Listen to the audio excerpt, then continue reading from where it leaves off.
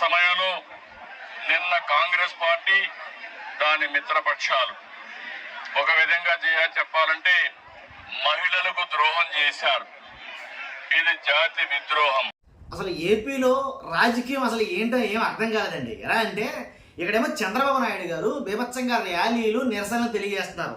ఏదైతే మహిళా బిల్లు వీగిపోయిందో పార్లమెంట్లో, ఆ మహిళా బిల్లు ఎప్పుడైతే రద్దయిపోయిందో ఆ మహిళా బిల్లు గురించి ఏదైతే కొన్ని పార్టీలు కావాలని మోసం చేశాయి మహిళల్ని అని ర్యాలీలు నిరసనలు తెలియజేస్తున్నారు. ఎవరో చంద్రబాబు నాయుడు గారు.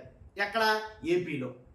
ఇక్కడ ఎలా ఉంటే ఈయనకి అంటే కూటమికి సంబంధించినటువంటి డిప్యూటీ స్పీకర్ గారు కావచ్చు, మంత్రి పెమ్మసాని గారు కావచ్చు, ఇలా కొంతమంది అక్కడేమో ఢిల్లీలో ఏదైతే బ్రేక్ఫాస్ట్ మీటింగ్, నిజంగా బ్రేక్ఫాస్ట్ అంట, ఓ బ్రేక్ఫాస్ట్గా ఆహ్వానించాడు ఆయన కేంద్ర మంత్రి భూపతిరాజ్ శ్రీనివాస్ వర్మ.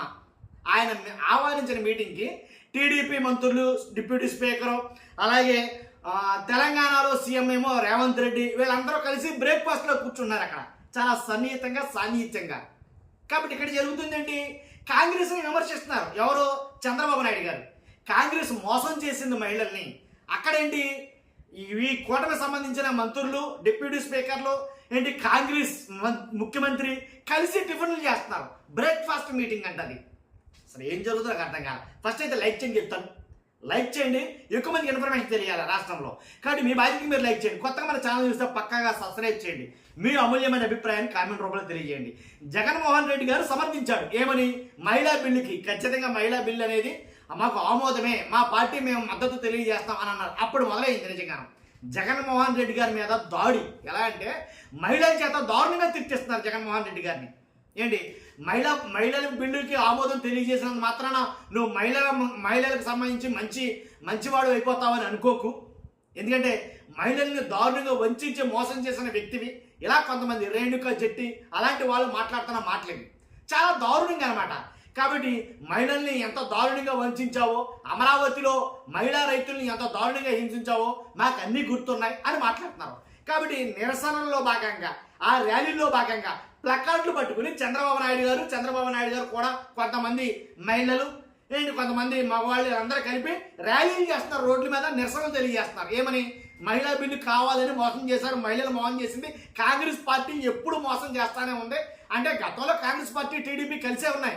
గతంలో రాహుల్ గాంధీ గారు ఏంటి చంద్రబాబు నాయుడు గారు కలిసే ఉన్నారు. గతంలో సోనియా గాంధీ గారు, చంద్రబాబు నాయుడు గారు కలిసే ఉన్నారు. అది మర్చిపోయారు. ఇప్పుడు మళ్ళీ వేరే. ఇప్పుడు ఏంటంటే బీజేపీ, చంద్రబాబు నాయుడు గారు కలిసి ఉన్నారు కాబట్టి, అందులో మహిళా బిల్లు వీగిపోయింది కాబట్టి దాని నిమిత్తం ఆంధ్రప్రదేశ్లో నిరసనలు ఏదైతే బీజేపీ పిలుపునిచ్చిందో దేశవ్యాప్తంగా మనం నిరసన తెలియజేద్దాం, మన ర్యాలీలు నిర్వహిద్దాం అని ఏదైతే పిలుపునిచ్చిందో ఆ పిలుపునిచ్చిన దాంట్లో భాగంగా చంద్రబాబు నాయుడు గారు తమ అనుచర గానంతో నిరసనలు ర్యాలీలు తెలియజేస్తారు. నాకు తెలియగలుగుతున్నా మరి మీరు ఇక్కడ నిరసనలు ర్యాలీలు ఇక్కడ తెలియజేస్తారు పబ్లిక్కి, అక్కడేమో మరి కాంగ్రెస్ ముఖ్యమంత్రులతోటి బ్రేక్ఫాస్ట్ మీటింగ్లు ఏంటి? మీరు మొత్తం మంత్రులు, డిప్యూటీ స్పీకర్లలో ఫోటోలు ప్లే చేస్తారు కావాలంటే మీకు. వాస్తవం ఇది యథార్థం. బ్రేక్ఫాస్ట్ మీటింగ్లో పెమ్మసాని గారు, అలాగే రామ్మోహన్ నాయుడు గారు, కేంద్ర మంత్రి రామ్మోహన్ నాయుడు గారు, రఘురామ కృష్ణరాజు గారు, వీళ్ళందరూ బ్రేక్ఫాస్ట్ అంట టిఫిన్ చేస్తారు. అల్పాహార మీటింగ్ అంటారు దాన్ని. భూపతి శ్రీనివాసరావు ఎవరైతే ఉన్నారో ఆయన భూపతిరాజ్ శ్రీనివాస్ వర్మ కేంద్ర మంత్రి.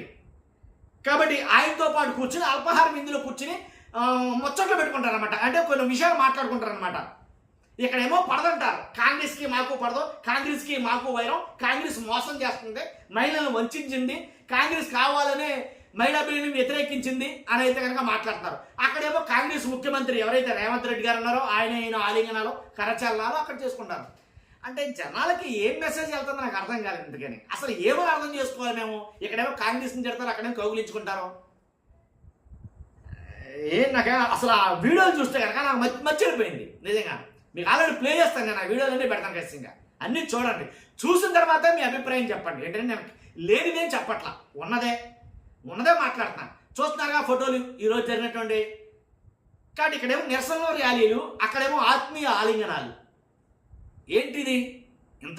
ఇంత దారుణంగా ఉంటుందా రాజకీయం? అక్కడ తెలంగాణ వాళ్ళేమో రేవంత్ రెడ్డి గారిని దుమ్మేసిపోతున్నారు అక్కడ. ఎందుకని? రేవంత్ రెడ్డి ఏంటి ఏదైతే అక్కడ రాహుల్ గాంధీ గారేమో బిల్లును వ్యతిరేకిస్తాడో, ఇక్కడ రేవంత్ రెడ్డి గారేమో వెళ్ళి బీజేపీ కేంద్ర మంత్రులు కలిసి చక్కగా ఏంటి మీటింగ్లు, పార్టీలు, చిట్చాట్లు చేసుకుంటా ఉంటాడని ఆయన్ని తెలంగాణ వాసులేమో దుమ్మెత్తి వస్తున్నారు. కానీ ఎవరితో పొత్తున్నారు అసలు, ఎవరికి పొత్తు, అసలు ఈ పొత్తులు అసలు ఏ పార్టీకి దేనికి ఉన్నాయి అనేది ఎవరికి అర్థం కాని పరిస్థితి. బీజేపీకి కాంగ్రెస్కి టీడీపీకి ఏంటో మొత్తం కలగా బలగం కింద అనిపించింది నాకు. అది జరుగుతుంది ఈ రోజు అయితే కనుక. మేము ఎప్పుడేమంటే కామెంట్ రూపంలో తెలియజేయండి. ఫస్ట్ అయితే లైక్ చేయండి. Thank you very much.